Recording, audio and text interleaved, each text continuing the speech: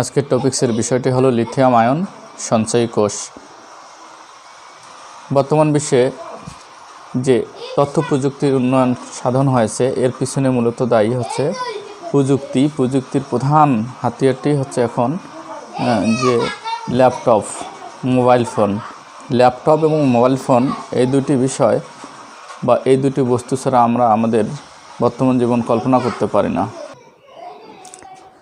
Mobile phone, laptop এদের battery তৈরিতে lithium ion সঞ্চয়ী কোষ অত্যন্ত কার্যকর ভূমিকা পালন করে। অর্থাৎ এই লিথিয়াম আয়ন সঞ্চয়ী কোষ ছাড়া আসলে এই ব্যাটারিগুলো কল্পনা করা যায় না।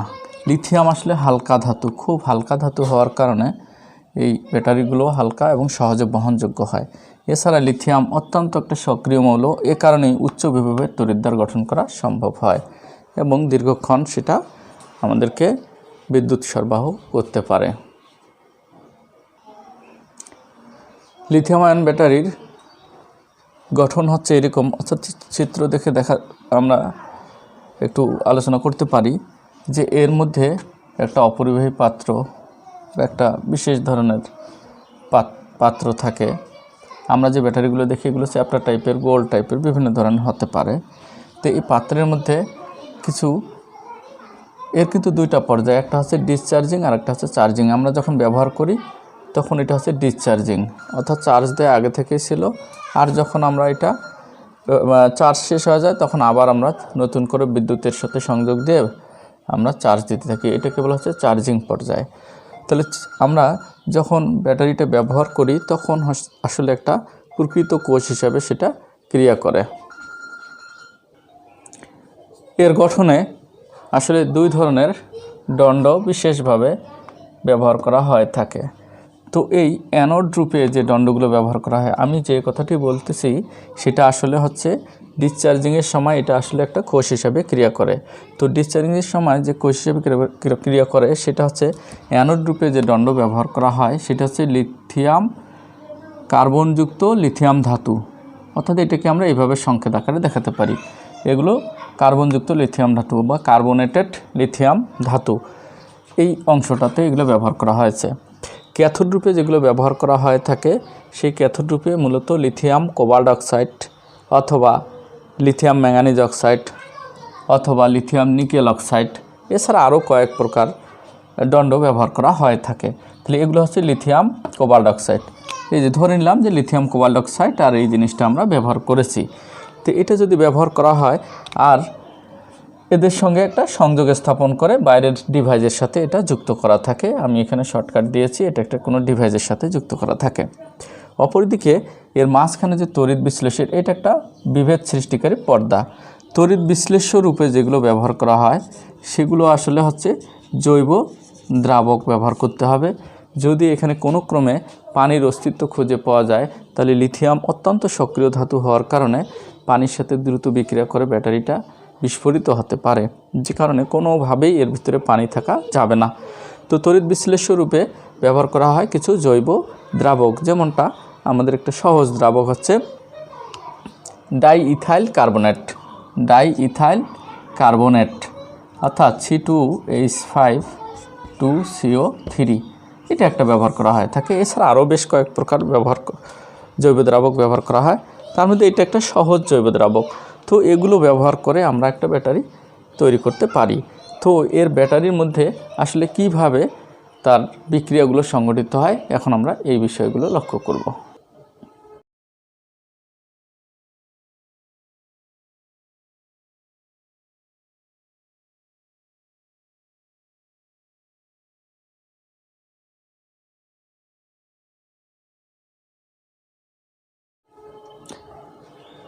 ডিসচার্জিংয়ের সময় অ্যানোডে যে বিক্রিয়াটি ঘটে সেটা হচ্ছে এই যে আমরা লিথিয়াম অ্যানোড হিসাবে কার্বনেটেড লিথিয়াম ধাতু ব্যবহার করেছিলাম, কার্বনেটেড লিথিয়াম ধাতু, এইটা হচ্ছে লিথিয়াম কার্বন, অর্থাৎ লিথিয়ামের সাথে কার্বনটা আসলে গ্রাফাইট, এটা ব্যবহার করেছিলাম। সেখানে কি ঘটে, সেখান থেকে কার্বন আসলে কোনো কাজ করে না, সে পরিবাহী হিসেবে কাজ করে। লিথিয়াম ধাতুটি আসলে ইলেকট্রন ত্যাগ করে লিথিয়াম আয়নে পরিণত হয়। তাহলে এখানে এন পরিমাণে আছে, আমরা এখানে এন মোল পরিমাণে দিয়ে দিলাম। তাহলে প্রতিটা লিথিয়াম যদি একটা করে ইলেকট্রন ছেড়ে দেয় তাহলে n পরিমাণে আমাদের লিথিয়ামও তৈরি হবে, আর কার্বন পৃথক অবস্থায় আছে অর্থাৎ দণ্ডের মধ্যেও রয়ে গেছে। অপরদিকে ক্যাথোড হিসাবে আমরা যেটা ব্যবহার করেছিলাম সেটা হচ্ছে আমাদের লিথিয়াম কোবাল্ট অক্সাইডের কথা বলা হয়েছিল। এটাকে আমরা এইভাবে দেখাচ্ছি, লিথিয়াম কোবাল্ট অক্সাইড। এই লিথিয়াম কোবাল্ট অক্সাইড যেটা ছিল সেটার মধ্যে কিন্তু আমরা এটাকে এইভাবে দেখাতে পারি, অর্থাৎ লিথিয়াম যে পরিমাণে থাকার কথা তার চেয়ে পরিমাণ কম আছে। এটা বিশেষ প্রযুক্তি ব্যবহার করা হয়। এখানে যে পরিমাণ লিথিয়াম থাকে এখানে সেই পরিমাণ লিথিয়াম কম রাখা হয়। এখানে যদি থাকে 10টি পরমাণু তাহলে এখানে 1 মোলের মধ্যে 10টা পরমাণু কম রয়েছে। এরকম একটা সিস্টেমে আসলে একটু প্রযুক্তি খাটানো হয় থাকে। তো এখানে ওই পরিমাণ কম আছে। তো আমাদের আসলে যদি বিক্রিয়াটাকে এইভাবে চিন্তা করি যে n পরিমাণ লিথিয়াম যদি n পরিমাণ ইলেকট্রন গ্রহণ করে তাহলে n পরিমাণ লিথিয়াম ধাতু তৈরি হবে। এই n পরিমাণ লিথিয়াম ধাতু যদি এখানে যুক্ত হয় তাহলে এই n এর জায়গায় কিন্তু 1 হয়ে যাচ্ছে।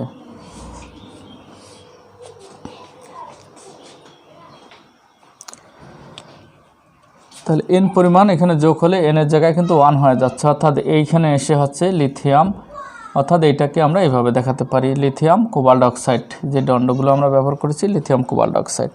তাহলে এই n এর জায়গায় nটা কিন্তু এখানে কাভার দিয়ে দিচ্ছে, যে কারণে এটা হচ্ছে আমাদের ক্যাথোডে। তাহলে মাঝখানে লিথিয়াম শুধু ইলেকট্রন ছেড়ে দিচ্ছে, সেই ছেড়ে দেওয়া ইলেকট্রনটা এখানে যুক্ত হচ্ছে, এটা মাইনাস হয়ে যাচ্ছে। ডিভাইসের মধ্য দিয়ে ইলেকট্রন যাওয়ার সময় এখানে যাওয়ার সময় আসলে ডিভাইসের কার্যকলাপ কমপ্লিট করে সে আবার ফেরত আসতেছে। এইখানে আসার সময় এইখান থেকে লিথিয়াম আয়নগুলো কিন্তু এদিকে সঞ্চালিত হচ্ছে, হয় এইখানে এসে লিথিয়াম আয়নগুলো ইলেকট্রনগুলো নিয়ে এই দণ্ডের মধ্যে জমা হচ্ছে, হয় এখানে যে ঘাটতিটা ছিল সেই ঘাটতিটা এটা পূরণ করে দিচ্ছে। তাহলে এরকম একটা এখানে কাজ চলছে অনাবর্ত। এই জায়গাটা এটা ঠিক ছিল, অবশ্য এখানে ঘাটতি ছিলই। তো এইখানে আমরা ডিসচার্জিংয়ের সময় অ্যানোডে এই বিক্রিয়াটি ঘটতেছে।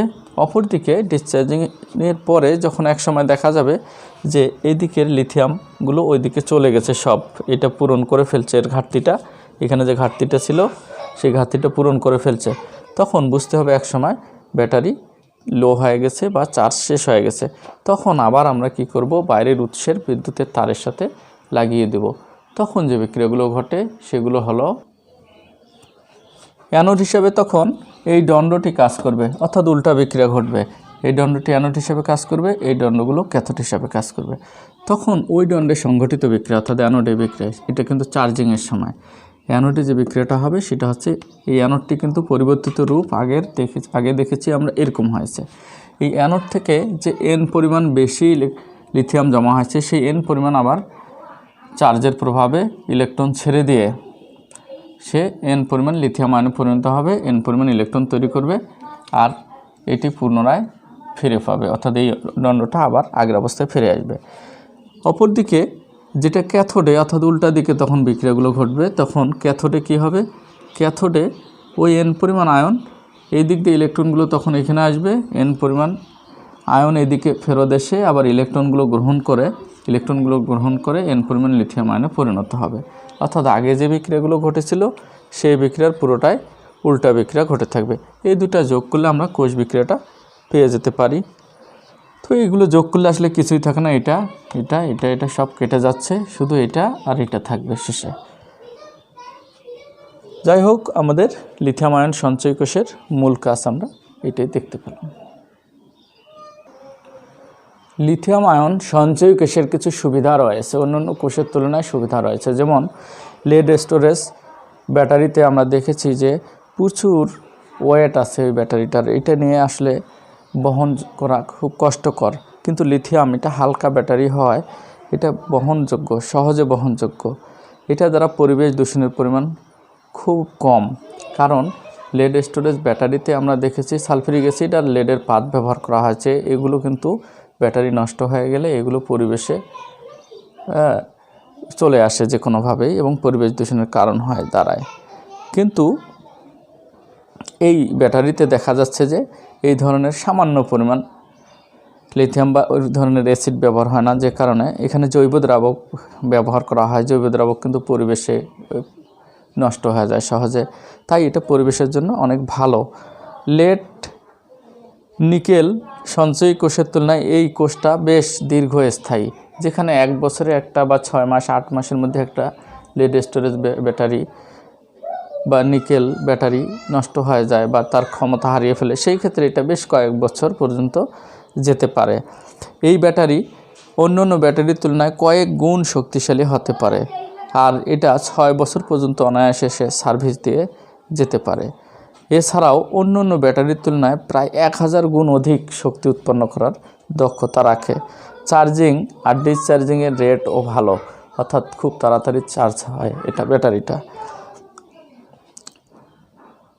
এই ব্যাটারিটা সহজে বহনযোগ্য হওয়ার কারণে এটা নিরাপদ, এবং এই ব্যাটারিতে লেড, মার্কারি, ক্যাডমিয়ামের মতো কোনো ধাতুর ব্যবহার না থাকার কারণে, যেখানে লেড স্টোরেজ ব্যাটারিতে লেড ব্যবহার করা হয় তার সাথে কিন্তু ভেজাল হিসাবে অন্যান্য মার্কারি, ক্যাডমিয়াম থাকার সম্ভাবনা থাকে, এখানে এই ধরনের কোনো সমস্যা থাকে না।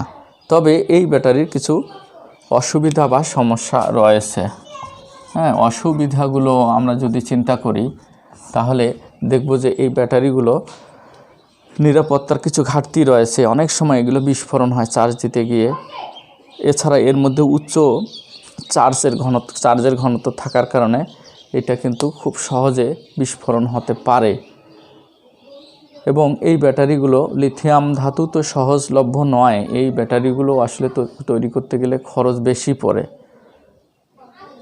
ইত্যাদি ইত্যাদি কি রয়েছে, সমস্যা রয়েছে। তো সুবিধা অসুবিধা 2-1টা মনে রাখতে হবে তোমাদের। তো ঠিক আছে, এখানেই লেড সঞ্চয় কোষের ধারণা আমি শেষ করছি। ফুয়েল সেল বা জ্বালানি কোষ, এটা আরেক ধরনের কোষ। এটা একটা বিশেষ ধরনের তড়িৎ রাসায়নিক কোষ। এই কোষের মধ্যে আসলে জ্বালানি শক্তিটাকে সরাসরি বিদ্যুৎ শক্তিতে রূপান্তরিত করা হয়। তো আমরা এই কোষের সংজ্ঞা এইভাবে দিতে পারি, যে কোষের মধ্যে বা যে তড়িৎ রাসায়নিক কোষের মধ্যে জ্বালানি দহনে বা জারণের ফলে প্রাপ্ত শক্তিকে আমরা সরাসরি তড়িৎ শক্তিতে রূপান্তরিত করতে পারি বা করা হয়, তাকেই ফুয়েল সেল বলা হয়। ফুয়েল সেলগুলো বিভিন্ন ধরনের হয়ে থাকে, তবে প্রত্যেকটা ফুয়েল সেলের গঠনে কিছু মিল রয়েছে। যেমন হচ্ছে দহনে সহায়ক। ফুয়েল সেলে জ্বালানিটাকে দহন করা বা জারণ করার জন্য জারক হিসেবে সব সময় অক্সিজেন ব্যবহার করা হয়ে থাকে। আমরা জানি অক্সিজেন দহনে সাহায্য করে, তাই অক্সিজেন এখানে প্রয়োজন। এছাড়া জ্বালানি হিসেবে বিভিন্ন ফুয়েল সেলে তার অবস্থা ভেদে হাইড্রোজেন জ্বালানি হিসেবে ব্যবহার করতে পারি, মিথানল জ্বালানি হিসেবে ব্যবহার করতে পারি, হাইড্রোকার্বন, বিভিন্ন ধরনের হাইড্রোকার্বন জ্বালানি হিসেবে ব্যবহার করা হয়ে থাকে। তাহলে ফুয়েল সেলের মধ্যে এদের কর্মদক্ষতা বা বিভিন্ন তাপমাত্রায় এদের কাজ করার ক্ষমতার উপরে ভিত্তি করে এদেরকে কয়েকভাবে ভাগ করা হয়ে থাকে। যেমন একটা ফুয়েল সেল হচ্ছে নিম্ন তাপমাত্রার ফুয়েল সেল। নিম্ন তাপমাত্রার ফুয়েল সেল, যে ফুয়েল সেলটি আসলে 25 ডিগ্রি সেলসিয়াস তাপমাত্রা হতে 100 ডিগ্রি তাপমাত্রার মধ্যে কার্যক্ষম। এই ফুয়েল সেলটি উদাহরণ আমরা বলতে পারি হাইড্রোজেন অক্সিজেন ফুয়েল সেল, এর একটা উদাহরণ। 2 নম্বর হতে পারে মধ্যম তাপমাত্রার ফুয়েল সেল, যেটা 101 থেকে 500 ডিগ্রি সেলসিয়াস তাপমাত্রার মধ্যে কাজ করে, যেটা হচ্ছে মিথেন হচ্ছে এক প্রকার hydrocarbon, methane oxygen fuel cell. উচ্চ তাপমাত্রার ফুয়েল সেল 501 থেকে 1000 ডিগ্রি সেলসিয়াস তাপমাত্রায় কাজ করে, এটা হচ্ছে কার্বনেট হাইড্রোকার্বন ফুয়েল সেল। তা এছাড়া অতি উচ্চ তাপমাত্রার কিছু ফুয়েল সেল আছে যেগুলো 1001 ডিগ্রি সেলসিয়াস তাপমাত্রার উপরেও কাজ করতে পারে, যেমন হচ্ছে অ্যালকোহল অক্সিজেন ফুয়েল সেল বা মিথানল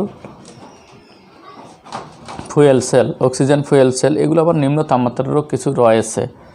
বিভিন্ন ধরনের তার গঠন অনুসারে আসলে এগুলোর শ্রেণীবিভাগের মধ্যে পড়ে থাকে।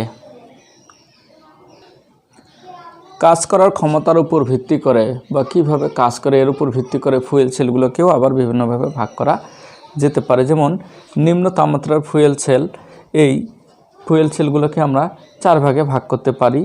যেমন একটা হচ্ছে PEMF proton exchange membrane fuel cell.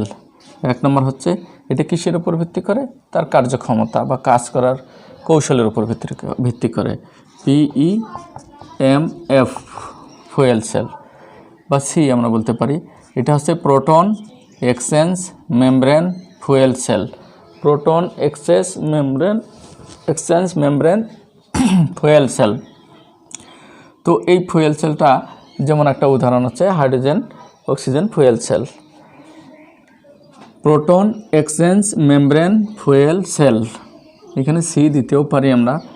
Proton exchange membrane fuel cell অর্থাৎ প্রোটন বিনিময় ফুয়েল সেল।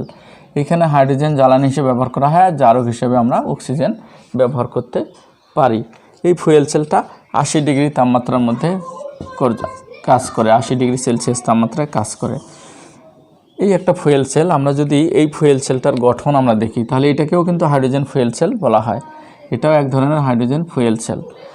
2 নম্বর আমরা লক্ষ্য করব যে ক্ষারীয় fuel cell, alkali fuel cell যেটাকে বলা হচ্ছে AFC অর্থাৎ ক্ষারীয় বা অ্যালকালি ফুয়েল সেল। তো এই ফুয়েল সেলটা এটাও নিম্ন তাপমাত্রা ফুয়েল সেল, 150 ডিগ্রি সেলসিয়াস তাপমাত্রার মধ্যে এটা কাজ করে। তো আমাদের কিন্তু এই ফুয়েল সেল দুটার গঠন অবশ্যই পড়তে হবে।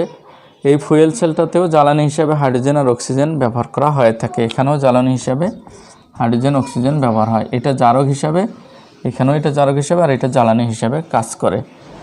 3 নম্বর যে ফুয়েল সেলটির কথা আমরা বলতে পারি সেটা হচ্ছে ডিএমএফসি।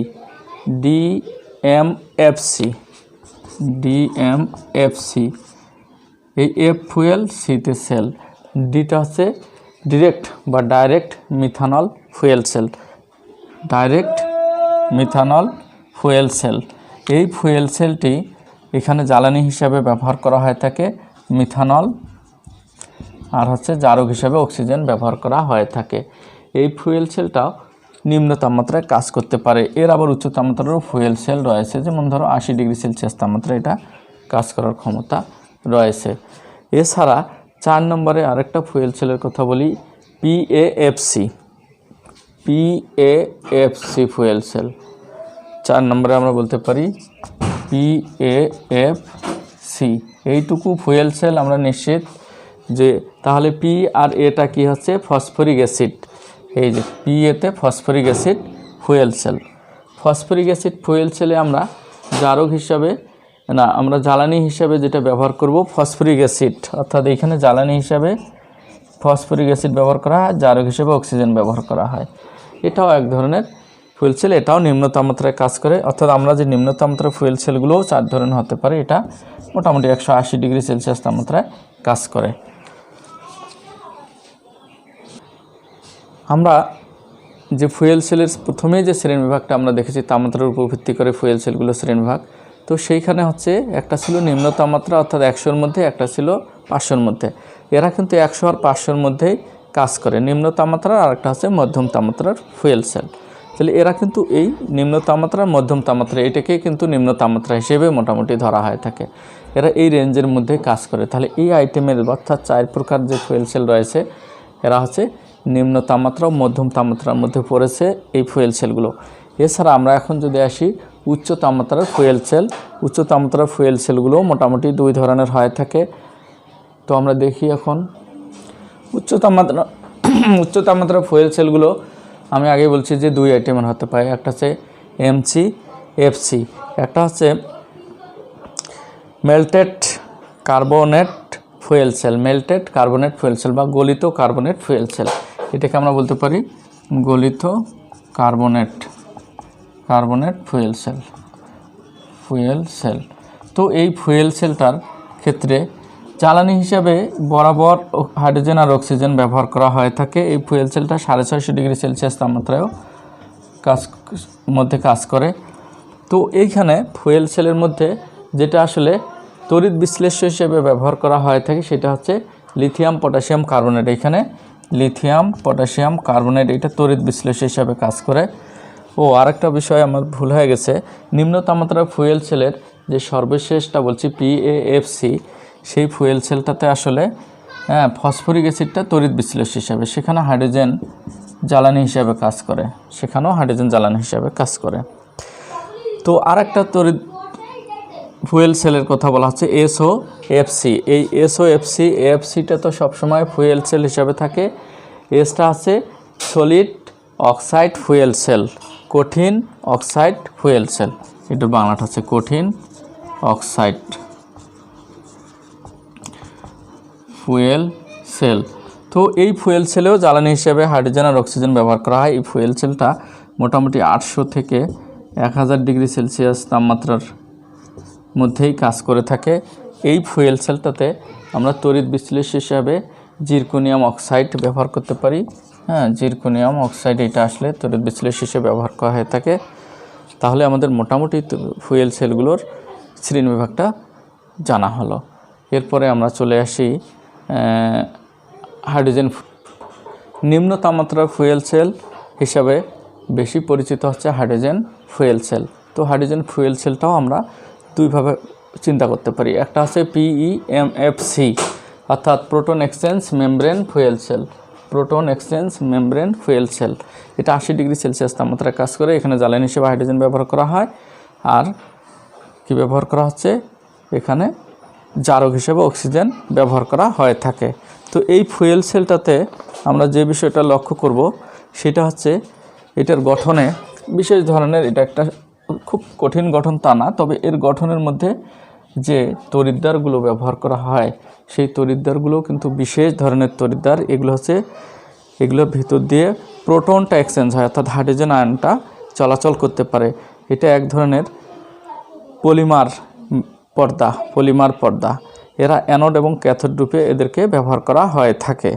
অ্যানোডে হাইড্রোজেনটি কি হচ্ছে, অ্যানোডে হাইড্রোজেনটি যাওয়ার সময় এটা বেপিত হচ্ছে এর ভিতর দিয়ে। আসলে এটা বেপিত হওয়ার সময় কিন্তু ইলেকট্রন এর মধ্যে আটকা পড়ে যায়, ইলেকট্রনগুলো আটকা পড়ে যায়। আর হাইড্রোজেনটা থেকে প্রোটন তৈরি হচ্ছে। প্রোটনগুলো এটার ভিতর দিয়ে পরিবাহিত হয়। এইখানে যখনই যাচ্ছে তখন এই দিক দিয়ে অক্সিজেন এসে এর সাথে বিক্রিয়া করে পানিতে পরিণত হচ্ছে এইদিকে। তাহলে এই দিক দিয়ে যাচ্ছে হাইড্রোজেন, সেই হাইড্রোজেন গ্যাসটা এখানে গিয়ে তার ইলেকট্রনগুলো দণ্ডের মধ্যে রেখে, বা এটা বিশেষ পলিমার দণ্ড, এর মধ্যে ছিদ্র থাকে, এর ভিতর দিয়ে যাওয়ার সময় সেখানে পরমাণুতে পরিণত হয়। সেই পরমাণুগুলো থেকে ইলেকট্রন এ শোষণ করে নেয় এবং প্রোটন তৈরি করে। সেই প্রোটনগুলো পরিবাহিত হয় এখানে চলে যায়। এই প্রোটনগুলো এই তার বেয়ে এদিক দিয়ে কোনো ডিভাইসে কাজ করার পর আমাদের যে প্রয়োজন সেই প্রয়োজন মেটানোর পর সেগুলো এইদিকে যখন আসে তখন এই প্রোটনরা আবার এদেরকে নিয়ে এদের সাথে বিক্রিয়া করে পানিতে পরিণত হয়। অর্থাৎ এই সম্পূর্ণ বিক্রিয়াটি এখানে এইভাবে সংগঠিত হয়ে থাকে। এইখানে পরিবাহক হিসাবে যদি আমরা জানি যে তড়িৎ বিশ্লেষক হিসাবে অনেক কিছু ব্যবহার করা হয়, এখানে কিন্তু তেমন তড়িৎ বিশ্লেষণ নাই।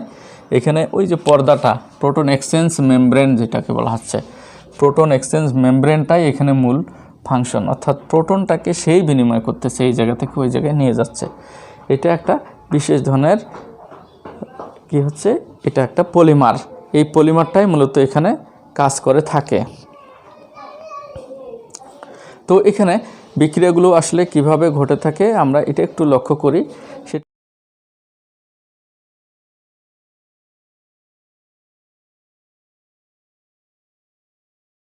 সেটা হচ্ছে অ্যানোডের মধ্যে যে বিক্রিয়াটা হয় সেখানে হাইড্রোজেন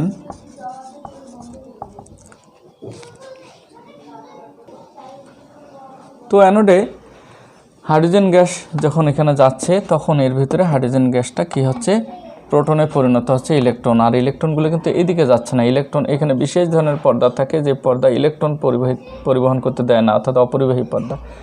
ইলেকট্রনগুলো এই দিক দিয়ে পরিবাহিত হয়। এইখানে যখনই আসতেছে এই পর্দার ভিতর দিয়ে ইলেকট্রন যায় না কিন্তু প্রোটন যেতে পারে। তাহলে এই পর্দা ভেদ করে এই প্রোটন তৈরি হচ্ছে ইলেকট্রন ছেড়ে দিয়ে। এই প্রোটনগুলো যখনই এখানে যাচ্ছে তখনই অক্সিজেনের সংস্পর্শে এসে প্রোটন অক্সিজেনের সংস্পর্শে এসে পানিতে পরিণত হচ্ছে। তাহলে হাইড্রোজেন আয়ন পানিতে পরিণত হওয়ার জন্য অক্সিজেনের দরকার, এই অক্সিজেন। তাহলে সেই অক্সিজেনটা কি হচ্ছে, সেই অক্সিজেনটা পরিণত হওয়ার সময় ইলেকট্রন গ্রহণ করতেছে, এই দিক দিয়ে আগত ইলেকট্রন সে গ্রহণ করে এবং সেটা এই দিক দিয়ে পানি রূপে বের হয়ে যাচ্ছে। তো টোটাল কোষ বিক্রিয়াটা এই, আর এর মধ্যে বিভব পার্থক্যের সৃষ্টি হয় 1.23 ভোল্ট। দ্বিতীয় হাইড্রোজেন ফুয়েল সেলটিকে আমরা AFC বা অ্যালকালি হাইড্রোজেন ফুয়েল সেল বলে থাকি। অ্যালকালি হাইড্রোজেন ফুয়েল সেল বলা হয় থাকে।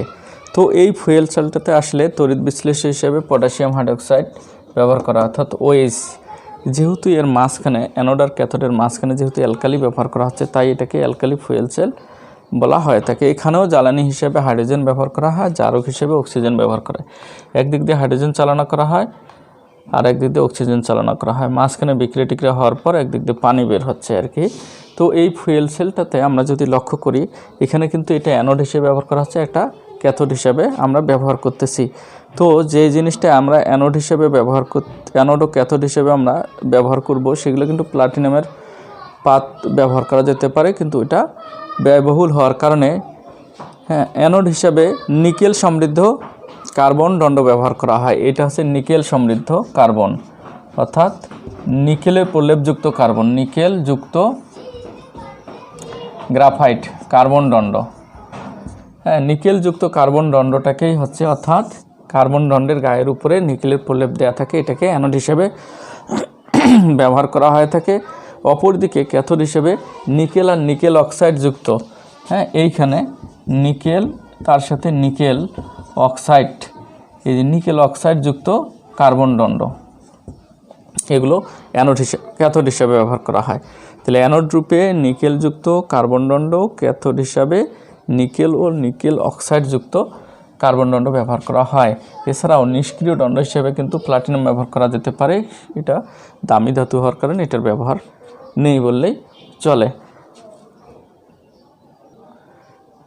অ্যানোডের মধ্যে যেহেতু নিকেল রয়েছে, সুতরাং নিকেল আমরা জানি নিকেল সহজে হাইড্রোজেন শোষণ করে, বা ওর গায়ের উপরে যে পরিশোষণ ঘটে, এর ফলে হাইড্রোজেন পরমাণুটি ওর দ্বারা হাইড্রোজেন অণুটি ভেঙে গিয়ে পরমাণুতে পরিণত হয়। এই পরমাণুগুলো পরে আয়নে পরিণত হয়, ইলেকট্রন এই দণ্ডে রেখে আয়নে পরিণত হয়, সেই হাইড্রোজেন আয়ন এর সাথে বিক্রিয়া করে পানিতে পরিণত হয়। অপরদিকে অক্সিজেন আয়ন আগত হয়, এটাও এর সাথে বিক্রিয়া করে পানিতে পরিণত হয়। মাঝখান থেকে ইলেকট্রনের লেনদেন ঘটে থাকে। কোষটির অ্যানোডের সংগঠিত বিক্রিয়া আমি আগেই বলেছি যে এটা নিকেল যুক্ত কার্বন দণ্ড, এদিক দিয়ে যখন উচ্চচাপে হাইড্রোজেন চালনা করা হচ্ছে, তখন হাইড্রোজেনগুলো এখানে যাওয়ার পর হাইড্রোজেন আয়নে পরিণত হচ্ছে, অর্থাৎ ইলেকট্রনগুলো এখানে শোষণ হচ্ছে, ইলেকট্রনগুলো এদিক দিয়ে তার বেয়ে যাচ্ছে। ওই হাইড্রোজেনগুলো যখন এই দণ্ড পার হয়ে যাচ্ছে, তখন এই যে OH আয়নের প্রভাবে গিয়ে পানিতে পরিণত হচ্ছে। সামগ্রিক আমরা অ্যানোডের বিক্রিয়াটি লিখতে পারি। সমতা বিধানের জন্য আসলে আমরা একবারে এগুলো 2 দিয়ে গুণ করেছি। 2 অণু হাইড্রোজেন, 4টা OH আয়ন মিলে তৈরি হচ্ছে 4 অণু পানি আর 4টা ইলেকট্রন তৈরি হচ্ছে। অপরদিকে ক্যাথোডে আমরা অক্সিজেন গ্যাস যখন চালনা করতেছি, তখন এই দণ্ডের মধ্যে এসে অক্সিজেন গ্যাসগুলো, দেখো অক্সিজেন কিন্তু OH আয়নে পরিণত হবে। তো OH আয়নে পরিণত হতে গেলে এখানে কিন্তু দ্রবণ যেহেতু, এটা OH, এটা দ্রবণ, এর মধ্যে কিন্তু পানি আছে। অক্সিজেন পানির সংস্পর্শে এসে দেখো OH আয়নে পরিণত হচ্ছে এবং সেই ইলেকট্রন গ্রহণ করে এই কাজটি, তাহলে ইলেকট্রন আসতেছে এই দিক থেকে, এদিকে ইলেকট্রন আসতেছে, সেই ইলেকট্রনের প্রভাবে এই কাজটি হচ্ছে। পরে 1 নম্বর আর 2 নম্বর যদি বিক্রিয়া আমরা একত্রিত করি, তাহলে আসলে এই সিম্পল একটা বিক্রিয়া ঘটে থাকে। মাঝখান থেকে আমাদের কাজ হচ্ছে ইলেকট্রনের লেনদেন ঘটানোটা। ইলেকট্রনের লেনদেনের ফলে আমাদের বিদ্যুৎ তৈরি হচ্ছে। এইভাবে কোষগুলো আসলে কাজ করতে পারে 100 ডিগ্রি সেলসিয়াস তাপমাত্রা বা তারও একটু উপরে কাজ করার সক্ষমতা রয়েছে অ্যালকালি হাইড্রোজেন ফুয়েল সেলটি। এবং এই ফুয়েল সেলটা কী করতে পারে, 1000 ঘন্টা পর্যন্ত এটা ব্যবহার করা যেতে পারে। আর এর কর্মদক্ষতা 98%। এই ফুয়েল সেলটি অনেক বেশি দক্ষতা দেখাতে পারে। এই ফুয়েল সেলে যে অক্সিজেনটা চালনা করা হয়, এটা 50 ATM চাপে এর ভিতরে চালনা করা হয় থাকে।